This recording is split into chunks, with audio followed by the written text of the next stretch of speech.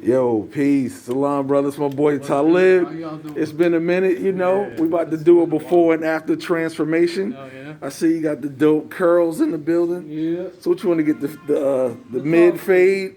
Yeah. All right. Hook the beard up. Exactly. All right, you know what I'm saying? Any shout outs, man? Any shout outs? Shout out to Henny. Shout out to Amani. Henny, what up? Amani, what up? How you doing? All right, man, we'll be back. So yeah, we back with my boy Talib. He's back like cook crack. Yeah, Look at looking him. Good. What's up? Okay. So now you notice people. Yeah. Usually I do a really sharp line, but sometimes the hair permits for it to be shaped up, but just natural.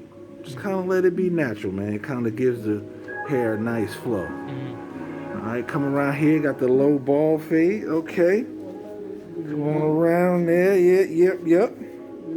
Nice transition. With the beard and everything. Yeah, man, I see, man. The beard still has a nice element to it. All right. Peace. Peace.